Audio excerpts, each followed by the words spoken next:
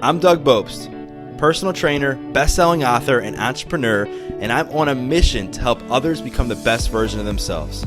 So I'd like to welcome you to the Adversity Advantage podcast, where we will help you use obstacles, failures, and setbacks to give you that edge needed for success. I'll be interviewing people from all walks of life on how they overcame trials and turned them into triumphs.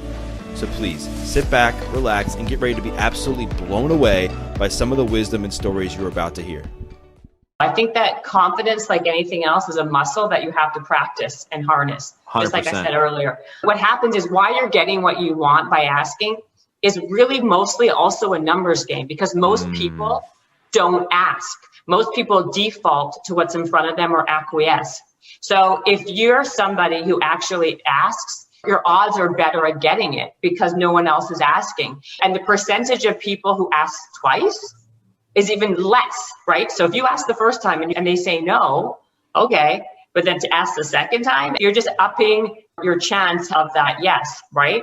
And I think it's about how you're doing it, right? I talk about this. I talk about like making 10 attempts at something, because it's not just asking by saying, can I have this? Can I have this? Can I have this? But you've got to be somewhat creative. You've got to figure out other ways to get to that yes, right? Because like you said, maybe no means no for that moment, but that doesn't mean it's no forever. I'm Doug Bopst, personal trainer, best-selling author, and entrepreneur, and I'm on a mission to help others become the best version of themselves.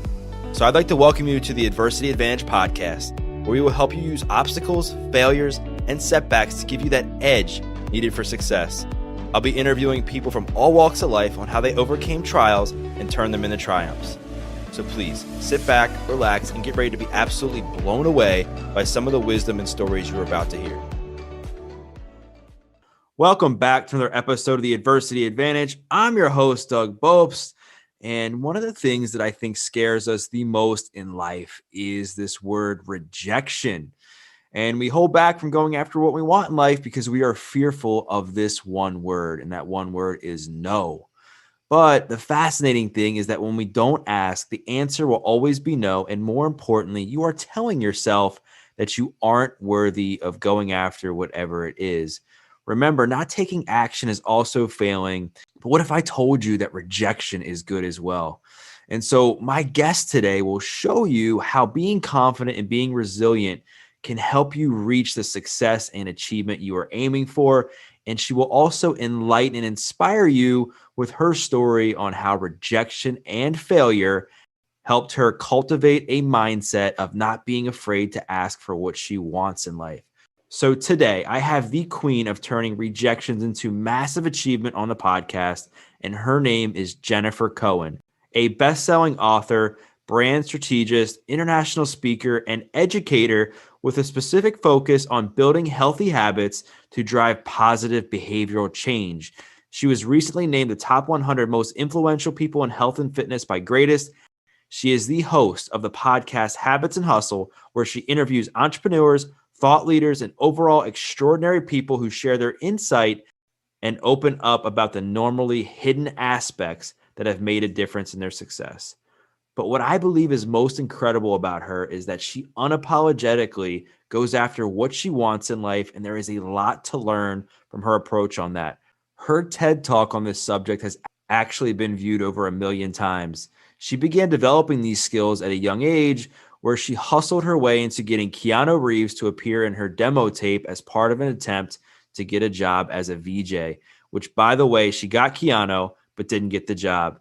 We chat about the story behind that. We go into all things rejection, including how to use rejection and failure to your advantage, and why so many people are afraid of being rejected.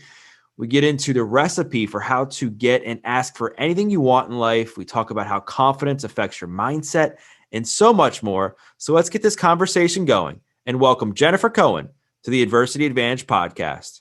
Jen, thank you so much for coming on. Absolutely. I'm excited to be here. Yeah, and today it's amazing everything you've accomplished with your podcast and it being with Entrepreneur and all the amazing brands you consult for and all the incredible media you've done and just everything you've accomplished as a woman as well. I wanted to acknowledge. But what's the most fascinating about your story is it started with the scariest thing in the world. And that was coming from a place of being rejected from something that you really wanted, and it redirected you into your fitness career. So talk a bit about like what that moment was, like how you got rejected, like what that was, and then how that translated into leading you into your fitness career. You know, when people always use that expression, actually, you fail upwards. That's basically my life in a nutshell right there. I've basically failed upwards, like kind of similar to you. I think maybe that's why you're like a spirit animal of mine, because rejection and fear of rejection is not something that kind of like is part of my vernacular and how my brain chemistry works. So every time I got a no, or anytime I failed, I just kind of like brushed it off and got right back up and tried another way. And similar to you, right? So yeah. It's basically, that was kind of, and has been my swan song. It started from like a very young age when I wanted to get that job with Much Music as a VJ, right? And I used Keanu Reeves as the conduit, which I got Keanu Reeves, but I didn't get the job. But which is funny, not to interrupt you, that you would think that getting Keanu Reeves would get you the job. And what's the most fascinating is that you took a huge risk in getting him to come on your video, and then you end up like getting rejected after like winning that, right? You won the prize of getting Keanu, and you're like, all right, I got this. I'm going to get with Much Music. And then it ends up not panning out, which is incredibly inspiring that you continue to keep going despite that, not let it completely tear you down. Well, absolutely. It's funny that you say that. Number one, the Keanu Reeves story has gotten me more mileage than anything else probably, right? So it basically worked out to my advantage, right? And the job would have just been like another kind of, just another like throwaway. Right. But it's funny because like you just said, the Keanu thing seemed to be such a hard get. That was the pivotal moment where it showed me that you never know what can happen in life, right? You never know when people say yes, when people say no. People thought that would be something that was completely impossible, right? And maybe getting the job was much more realistic. But look what happened, right? I actually got the Keanu deal, but I didn't get the job. Now, did I get much closer to getting the job because of Keanu? Probably. I mean, listen, second place, you're still a loser, right? I got to second place, but it's still, you know what I mean? Like you still didn't get the gold medal. So, but it did teach me a lot of valuable lessons and that have helped me even to this day, where I use that to get and to do lots of different things. So over 20 years later, so it did something for me. No, it's incredible. And it's funny. Yeah, you're right. That story probably has gotten you a ton of mileage, but there's some valuable lessons in that. And the first one is not being afraid to at least ask, right? So like you had this vision for what you wanted, in that you wanted to get a deal with Much Music, right? So you were like, okay, I know if I need to get that based on where I'm at right now, I need to land a big name in my video. So you find out that Keanu's coming to Canada to do some Shakespeare play, right? You stalk him, wait for him outside. He thinks you just want an autograph. You're like, no, I want you in my video. And he's probably like, well, wait, what? He ends up demo tape. Yeah, your demo tape, right? Yeah. He ends up calling you, right? Your mom like kind of gives him the runaround, right? The first time she answers. And then you guys end up talking, you end up making it happen. And what's even more compelling about that story though, Jen, is not only did you go after what you wanted and get it, it led you to be put in the room to have an opportunity to be that female Carson Daly, which you wanted to be.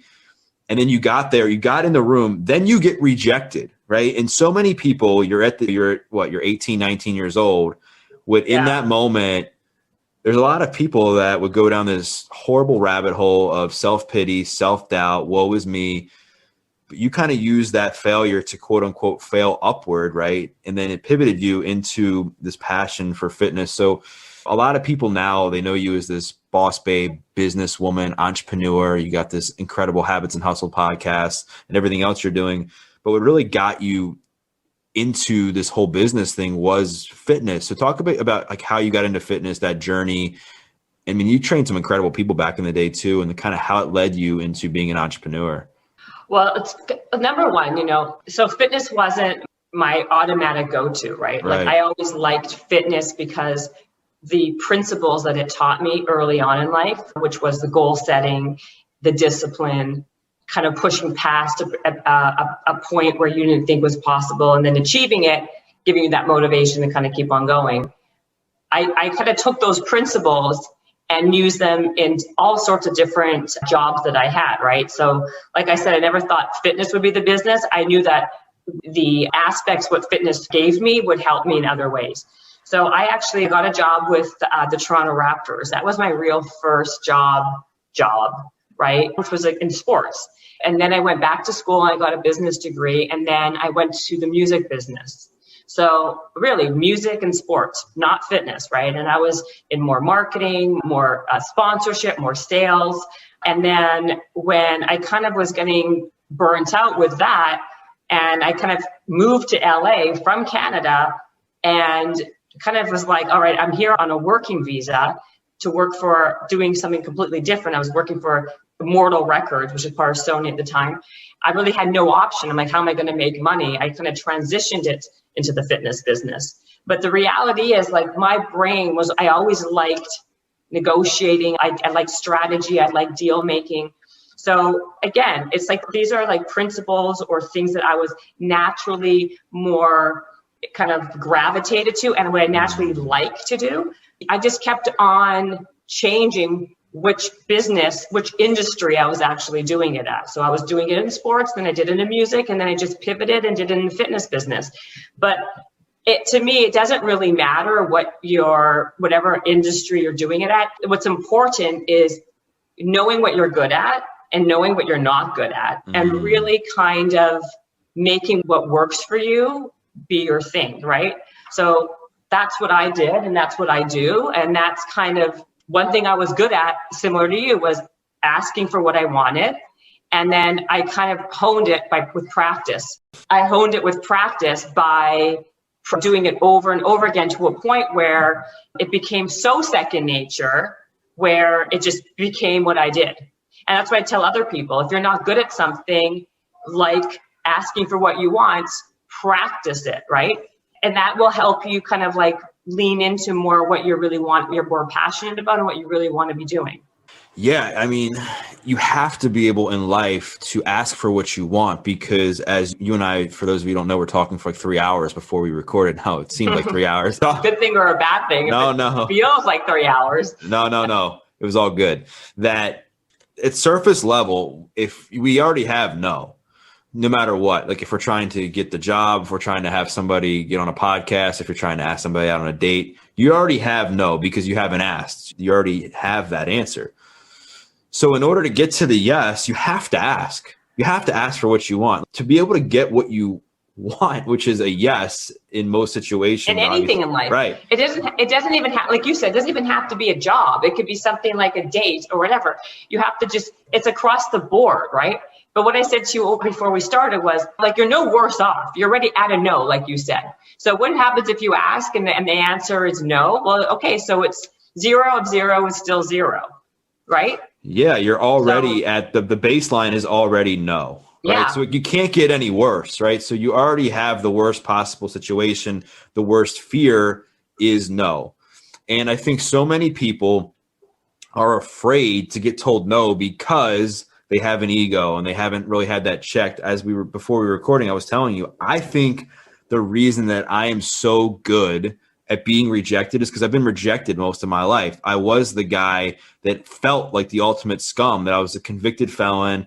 I was incredibly overweight. I was heavily addicted to drugs and selling drugs. I was rejected by girls growing up left and right. I was afraid to ask a girl to a dance. I was getting fired or quitting jobs when I was a kid. So I already experienced rejection to the magnitude of the max, right? So I already had that. And then I knew, and I developed this mindset knowing that if I was going to make anything in life, because I'm not a celebrity, I don't have a huge following, I'm not, the best person at sales or anything in the world, that I knew I had to at least just ask to get myself in the room, right? I knew I had to put myself in a room to give myself a chance to get a yes, because I knew that if I didn't even at least ask and put myself in the room, it was an automatic no. And the other thing I've learned is don't take no at face value. Like no right now doesn't mean no never. No right now just means no right now. Like the ability to be able to follow up and stay in contact and continue to add value and stay on people's radar, whatever you're doing, no matter what you're doing in life, is so key, because timing is everything. You might not get the job right now. You might get it in 3 months. You might not get the date right now. You might get it next year. And for you, I know you did that too, because your dream was obviously to get in the music industry, right? And you didn't in that moment. You got rejected from the very thing you wanted. You wanted to be that female Carson Daly when you were a kid. And then down the road, you end up becoming into the music industry.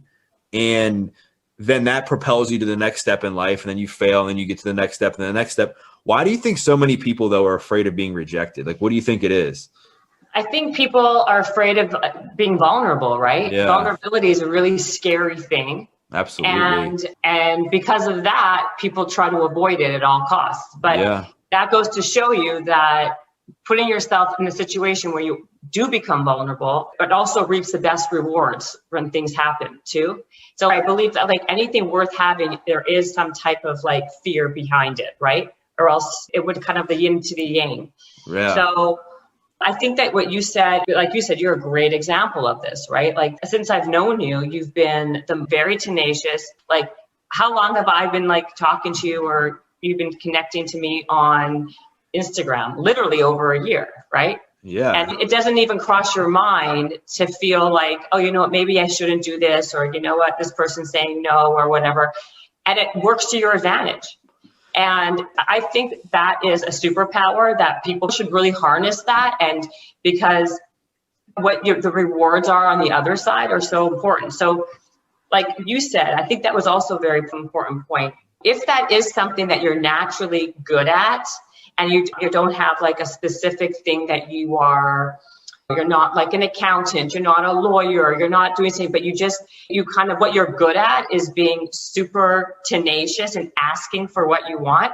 That in itself is a talent, right? Yeah, because when you don't ask, it's a no. And I think in order to get in the room with some people, maybe it's people you want to meet, maybe you're listening to this and you want to start a podcast, maybe you're listening to this and you just want to change jobs, whatever it is, like, no one's going to ask for you. No one's going to hand you anything. And I think we live in a world, at least in my opinion, where a lot of people expect things to be handed to them. And not that it's not nice to have like gifts and that sort of thing every once in a while, because it is. But to really get what we want in life, we have to ask. We have to be so confident within ourselves that we're not afraid to fail. Like I always tell people, fail more, because if you haven't failed, right? This is what I love saying about failure. If you haven't failed, it means that you've never tried. And if you've never tried, it means you never took a chance. And if you never took a chance, it means you never believed in yourself. And if you never believed in yourself, it means you don't have any faith. And I'm not talking about just a religious faith. I mean, faith in yourself, that you're worth trying, that you're worth getting what you want in life. Let me say this, though. I think that confidence, like anything else, is a muscle that you have to practice and harness. 100%. Just like I said earlier. I don't think, because like I said, you're like that more naturally because you have to be that way. Maybe I'm like that more naturally because I had to be that way. But what happens is why you're getting what you want by asking is really mostly also a numbers game, because most people don't ask. Most people default to what's in front of them or acquiesce. So if you're somebody who actually asks, your odds are better at getting it because no one else is asking. And the percentage of people who ask twice is even less, right? So if you ask the first time and they say no, okay. But then to ask the second time, you're just upping your chance of that yes, right? And I think it's about how you're doing it, right? I talk about this. I talk about like making 10 attempts at something, because it's not just asking by saying, can I have this? Can I have this? Can I have this? But you've got to be somewhat creative. You've got to figure out other ways to get to that yes, right? Because like you said, maybe no means no for that moment, but that doesn't mean it's no forever. So it's like, okay, well, I asked this way, that didn't work. What else? And then the other thing is, I think, to your point earlier, was I think life is really about momentum, right? You get one yes, it's easier to get another yes. And that gives you the confidence to ask again. So like, if you ask for something one time and finally it works, then you know what? That will give you a little bit more of like that thing to ask a second time, third time, fourth time. So again, I can't stress enough the consistency and the practice of practicing what the ask is, practicing feeling confidence. Getting to that point though, you have to also reframe how you see yourself, right? And the best way to do that, again, is practice. Practice telling yourself a different story about yourself. Reframe what that narrative is, how you see yourself. You are the CEO of your life, right? Like Sure. you can create, or you can believe or choose not to believe whatever you tell yourself. And you can make things happen or not, depending on how you reframe things for your own mental mindset. Yeah, there's so much I want to kind of unpack with what you just said, but I want to kind of piggyback on your last point. And it's a lot of it's about energy, right? So if you're telling yourself that they're automatically going to say no, then your energy, your body language, if you're in person, maybe it's how you send the message, you're timid, maybe you're sending a voice message, is going to reflect that. And then the person on the receiving end, it's going to kind of replicate that, right? Whereas if you're confident and you do get a few small wins, and you get a couple of yeses and you build some confidence within yourself, your mindset changes, right? You're able to kind of tell yourself that, yes, they're going to tell me yes. I got one yes, maybe I'll get a yes from somebody else. And then everything will change inside of you based on how you kind of learn to carry yourself, right? And it is like a muscle. Like the more times you deal with failure and get back up, the stronger you are, right? Failure is only negative if you stay down. Like every successful person I know, every successful person that Jen has had failure. But what separates those who make it from those who don't are the ones that continue to get back up even after getting punched in the face over and over again as an entrepreneur, as a person, as a trainer, whatever you're in, right? Whatever it is. Yeah. Exactly. And I think that also people only know what they see right in front of you. They see the success, they never see the failures. They don't see all the hours that are put in to become a success. A lot of these people, like social media is a perfect example. People are creating what their own reality is, right? They're putting in a lot of different work behind the scenes that you don't see. And I think it's really important to like make note of that, right? Like perception is not always reality. You're only seeing people's sliver, 10% of what really happens, and thinking, okay, well, they're successful because they're successful. Probably there was 10 or 15 years or behind that they were kind of a failure, or a lot of work went into it, a lot of hours, a lot of time, a lot of effort.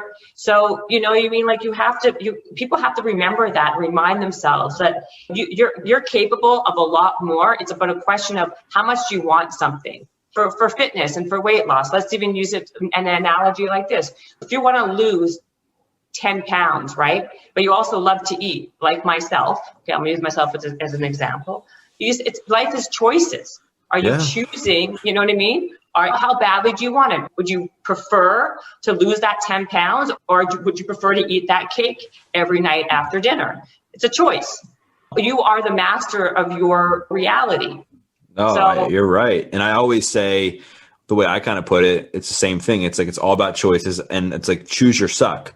It sucks to make sacrifices and not eat that cake every day. It sucks to not eat pizza every day, and to get up in the morning and work out, and to run when you don't want to, or whatever you're doing with your fitness. But what also sucks, and sucks even more, is when you're eating that cake every day and you're eating that pizza and you're not moving, and you're looking back 2, 3, 4, 5 months from now and you're like, man, I wish I would have gotten started earlier. So you got to choose your suck, because they both suck, right? They both have you struggling, right? And but the one where you're making the sacrifices, you're changing your habits and hustling, right? Hence habits and hustle for yourself. Right? You build fortitude, you work your failure muscle, you work your rejection muscle, because when you're working out, we know that our body rejects us and we have to fail to get stronger, faster, all that things.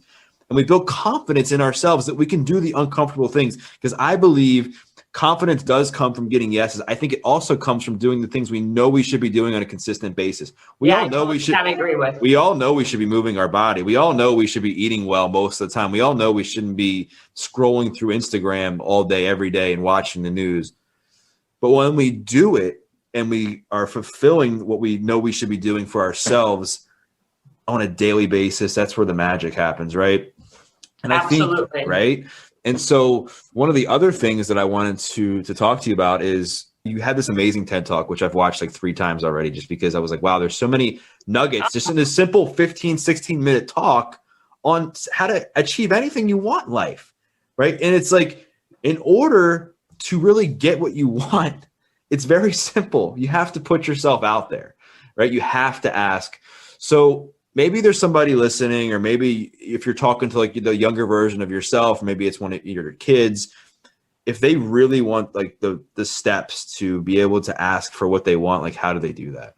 We will get you back to this episode of the Adversity Advantage in just 1 second. But first, I want to give a shout out to our sponsor, Plant Bar.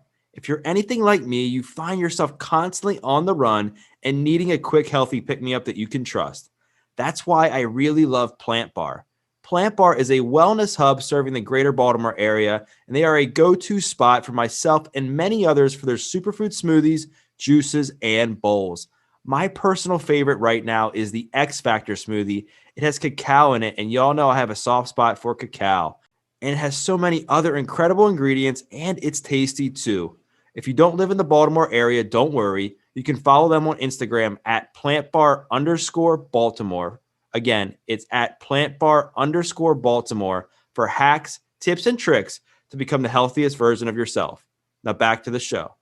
I think a couple things. I think first, figuring what you really want is different than what you think you want, right? I think there's like a difference. People a lot of times think they want something, but really that's not really what they want. So I think being self-aware is super important. Self-awareness, I think, is key. After that, I think it's really important to figure out what you're good at and what you're bad at and make those strengths work for you. A lot of times, again, ego gets in the way, and it's hard for people to disassociate their ego from reality. And I think people should have a real come to Jesus with themselves and say, what do I really want? What am I really good at? And then make a path from there. And then from there, I think, be as specific as possible. So start small and be specific. I think when you are too grandiose, it's very hard to do that, right? So when you're specific, then you can really laser focus and go for that actual thing.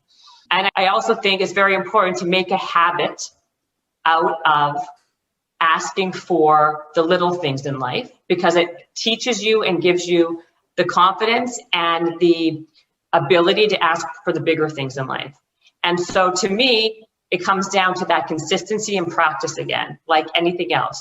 To lose weight, you have to work out. You can't work out once, you have to work out continually, consistently, day after day, 4 times a week, on and on. You got to make things your new habits. So I'm going to break it down again. Be self-aware, be more specific, be realistic with what you're good at and what you're not good at, and start practicing asking for the small things. That's the best way to do it. Yeah, I agree with you 400%. Number one, self-awareness is everything, because I think we spend so much time between social media, paying attention to what other people are doing, our neighbors, friends, coworkers, that we spend like most of our time focusing on what other people want for us or what other people are doing, that we lose sight of what we actually want, what we stand for, what kind of things we love to do, right, what our goals are. And so if you can take the time and get super intentional about who you are as a person, what do you stand for, what do you want to accomplish in life, who do you want to meet, what do you want to do, where do you want to go, and then build off of that, right? And I think being consistent is everything. And I think getting the whole low-hanging fruit is incredibly important. Yes. Is it important to set big goals? Of course. But I don't know anybody who's successful that tells somebody or has done themselves achieve some sort of massive goal that hasn't done the little things every single day. Right. So maybe if your goal is to lose 60 pounds, maybe it is just setting a goal like, okay, like today I'm just going to walk for 10 minutes every day for the next 2 weeks because I haven't moved my body in 15 years. And then you build off of that. And then sure enough, you like get the confidence. You're like, wow, like I've moved my body for the last 2 weeks straight, something I haven't done in 15 years. Like what's next? Oh, I'm going to change my diet. I'm going to do that. Like I can go on and on, but that's how it works for anything in life, right? I look at myself just as a prime example. I've been really blessed to be on some incredible media outlets and podcasts, but I didn't just start with getting on big shows. It's been 6-7 years of me sharing my story, getting the quote unquote low hanging fruit, whether it's people I just knew who had podcasts, whether it was local media. And then it gave me the confidence that A, my story was worthy. B, it gave me like reps, like practice to share my story and talk, because the last thing you want to do is get in front of a big audience and a big opportunity and not know what you're talking about, or kind of shit the bed. And A, my show doesn't run, or B, people didn't really get a lot out of it that they could have had I put the reps and sets in, right? And then also, it just taught me the ability of consistency, hard work, and being dedicated, and not just going after like a shiny object, like having a plan, being consistent, sticking to it. And then over time, things will add up. Like if you ask for what you want with what's congruent to who you are and what you truly want, like over time, like the one no will lead you to another yes. One no will lead you to another yes. Then you'll get another yes, another yes, another yes. And it's like a domino effect. And you build this equity of confidence inside yourself to be like, wow, I've gotten 10 yeses in the last 3 months. Like what's next, right? So I think there's so much in your story, Jen, and everything that you've done that is admirable just from a level of the rejection side. The scariest freaking thing I think for people right now is to be rejected, whether it's by someone they're asking out, whether it's a friend, family member. Yet, if we can just switch our perspective and know that every time we're being rejected, it's actually building us stronger to be able to like take on more rejection so we can keep going like, further on in life, like we will win. Would you agree? Yeah, I totally agree with that 100%. I totally agree with you. I think, again, it's just making those simple changes and tweaking that mindset of yours and changing the narrative and asking. Like, people are like, well, how did you do that? Like, when you were saying something earlier, I'm like, well, how did you do that? It's like, I don't know, I asked. Like, people are expecting this lofty, crazy thing, and it's like pretty basic, right? Yeah. But even something so basic sometimes needs to be practiced, right? You're right. And it's like, for those of you who are listening, before we recorded, she was asking me how I got certain people on my show. And I just said, I just ask. Like, I just ask. And this is what I do. I will be like, hey, so-and-so, you're incredibly inspiring. Your story has had a big impact in my life, which people I bring on my show, it's people who have inspired me or I think could have a great impact on my audience. So I'm not like BSing them. Like they really have had an impact. And then I'll share my story. And then I'll talk about some of the things that I've done to share mine because that's a passion of mine. Then I go into the inspiration of my podcast. And that's how I've been able to get a lot of people because it's a personal connection. I'm tying in my mission to theirs, right? Because I know that we're in alignment, that it takes out well, how many followers do you have? How many down? Sure. Well, people ask you that if you're getting them on a show. Of course, there's going to be people that's important because the people's times are valuable. And the reason I even say this and what my whole point is because I asked but figured out a way to ask. Like, I think there's a difference between saying to somebody, I'm just using the whole getting on a podcast, like, hey, will you come on my show? I like you a lot. There's a difference between that and actually putting in effort and making a list of people you want to have on your show, you want to connect with. This applies to whatever you're doing. I'm just using this as an example and building a personal connection because when you're trying to get in touch with people whose time is valuable and they're busy and they could get on any show they want, it's easy for them to say no because A, they don't know who you are. B, your show isn't that big or whatever. My show isn't that big, whatever. But if you can find a way to personally connect with them and make it personal so they develop some sort of emotional attachment to what you're doing, it gives you a chance to get in the room with them. A chance. Again, asking for what you want. There's a difference between asking for what you want in a way that's very intentional and aligned with who you are than just asking, as Jen was saying earlier. And that's why, like, being able to know exactly who you are, what you stand for, and what you want in life, and then combining that with asking intentionally is where magic happens. I get excited now when I pitch myself or I pitch having someone to come on my show because I'm like, I have a chance. Like, I'm like, wow, that was good. This gives me an opportunity. And I don't care if it's you're trying to start a podcast, you're trying to get your story out there more, you're trying to get the love of your life. Like, be intentional with your ask. Right? I think that's true. I also think it's important to be personal, like personalize something because people get a lot of different requests and you can tell very easily who's put effort in and who hasn't, right? Yeah. A big difference between a yes and a no, a lot of times, is the pitch, right? Of how you're actually asking, how genuine your ask is, how authentic your ask is versus a mass email. You know what I mean? Like I got something today, which was really funny.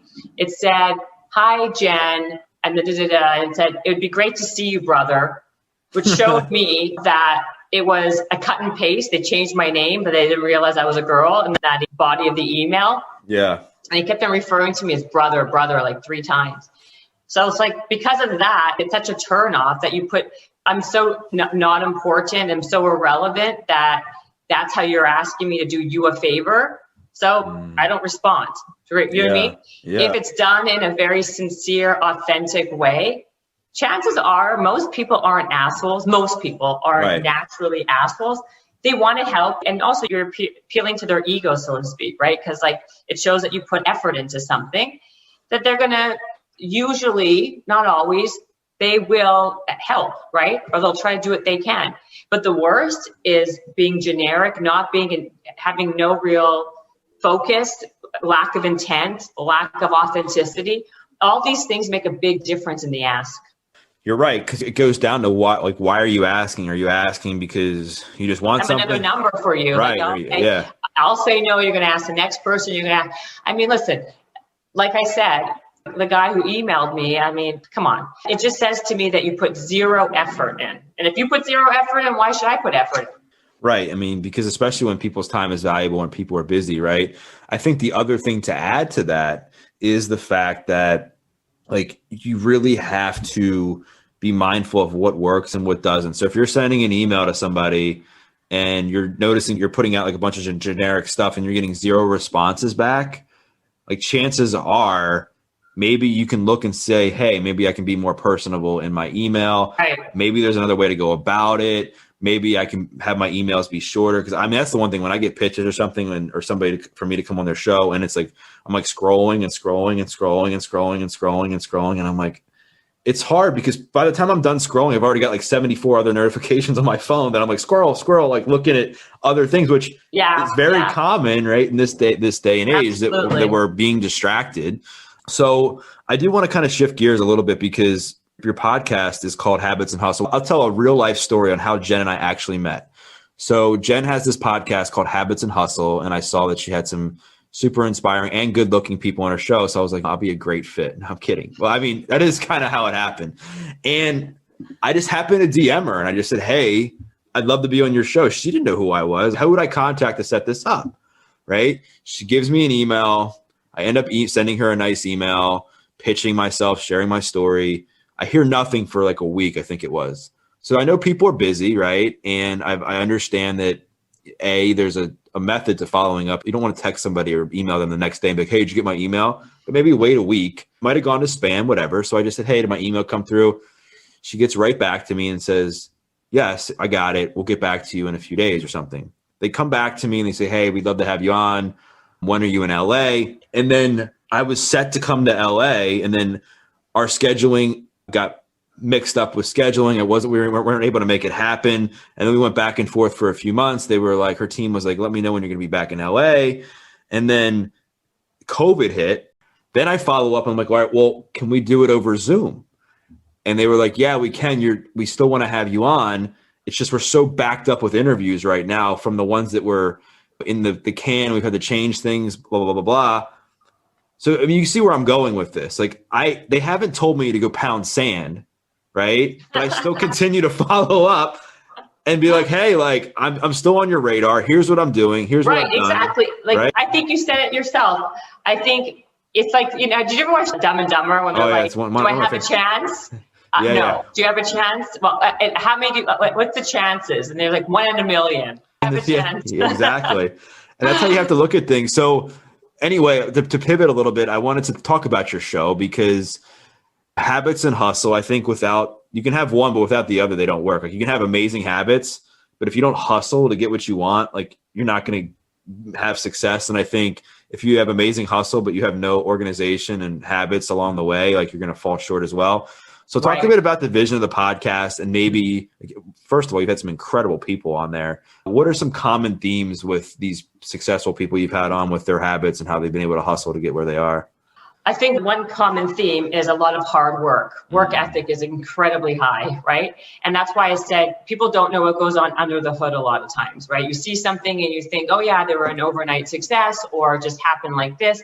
A lot of times there was lots of stuff that happened behind the scenes that were a ton of different failures, a lot of like different angles that they were going to do. And it just never seemed the way it actually, over time, they became successful. A lot of times maybe in spite of all the failures, right? Or because of all the failures. Another thing I found interesting is a lot of times when people think and they're very like head set about thinking that something's going to be basically work in this one direction, a lot of times it's completely the opposite reason. Like, so what I mean by that is you make a plan and God laughs, right? Because you think you're going to be successful in one vertical and it ends up being completely a different reason and how and why as to how it actually kind of morphed and evolved, right? So never be too stuck and I think you have to be very malleable and very flexible and kind of go with the flow. I think that's one of the things I've learned. Another thing I have learned is that most people do have very strict non-negotiables that they have to abide by so they can kind of continue on that path of success personally and professionally, making some non-negotiables and having a very strong morning routine and nightly routine. So it was really a lot of times you hear about the morning routines, but you don't really hear so much about the night routines. But I think in order to be on point, you have to have a really strong night routine to make sure that you can execute on your morning routine. And those morning routines really set the tone for the day. A lot of times people talk about their gratitude. They talk about journaling is a big one. Meditation was more earlier, not so much now. So those are some themes that I've noticed. And I would say, like, I don't think there really is one way to skin the cat to be successful. That's definitely what I've noticed. But core values of work ethic and non-negotiables and resilience and not being afraid or maybe being afraid, but being okay with the failure to keep on going and showing resilience is extremely important. Yeah, I mean, from what I'm hearing from you, it's incredibly important and pretty much mandatory to have a evening and a morning routine to be successful, because you hear a lot about the morning routine that was coined in the Miracle Morning book, I think by Elrod. But the evening routine, you're right. Like, if you don't have a solid foundation for how you go to bed, are you turning your phone off? Are you drinking some tea to calm you down? Are you turning off electronics? Whatever it is, it'll mess up your morning routine, right? So you have to bookend your days for success. And the other thing I heard you say was that everybody kind of did what worked for them, right? They found their groove. They found like what was in flow. They all had common themes, but they all might look a little bit different based on who it was. And it all came back to their non-negotiables and their core values of themselves, right? Which is what we talked about earlier on in the show about getting what you want, is having the self-awareness inside of yourself to know what you truly stand for, what you want, where you're going, so that everything else kind of feeds off of that. And then also, like, none of them were an overnight success, right? So it takes 30 years to become an overnight success, right? That's the old saying, I guess. And I think— Did they say 30? I thought it was 10, but okay. No, I was joking. I mean, 30, I'm joking. It's like, but most people don't see the 10, 15, 20, 30 years. They don't see what's under the hood ever, ever, ever. And a lot of times it's also not what people, I mean, I stress this all the time. Nothing is ever what it seems. So many times when I have people on my show and I expect, and that's also a fallacy, it never kind of assumes something, right? Because you make an ass out of you and me. Is that the same? Yeah, of course. I assume someone would be a certain way, or I think it's because of this reason. 99% of the time I'm wrong, right? Like, never assume someone's circumstances, never assume that because what you see as a sliver is what the reality is. That's why I think social media is very, very, I want to use a euphemism for bad, but I find it to be something that it's a catch-22, I think. It can be they should limit and monitor, because it's all consuming. And I think people have a really distorted view of what is reality.